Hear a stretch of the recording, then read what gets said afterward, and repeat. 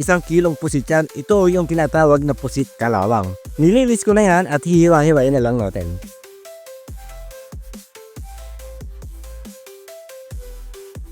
Sa isang frying pan mga boss, maglagay lang tayo ng star margarine.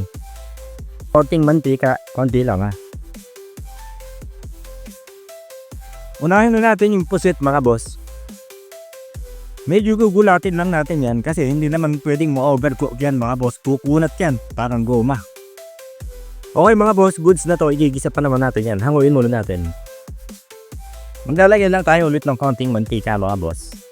Unahin muna natin yung bawang ayon sa nakasanayan. At sunodin natin yung sibuyas. Tingnan daga mga boss, ilagay na natin. Ito yung kamote na pinatuyo. Papanayin ko lang na bibili yan. Huwag kayong mag-alala, madali lang hanapin yan.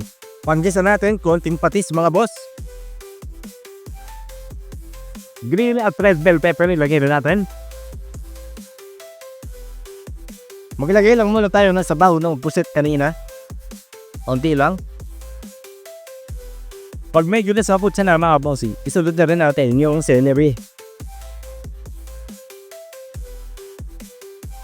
Pag kumukulo na mga boss, medyo nalanta na yung ating celery, ilagay na natin yung cilantro. Maglagay din tayo ulit ng sibuyas na hilaw. Konting oyster sauce maglagay tayo mga boss. Tsaka natin ilagay yung ating pusit mga boss.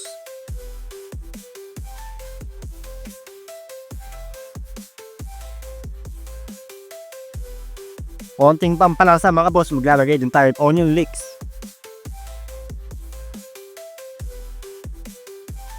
Kung meron kayong available na sesame oil mga boss, maglalagay din tayo.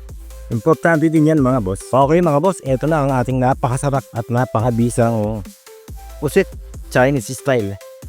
Pangulam, pampulutan, bahala na.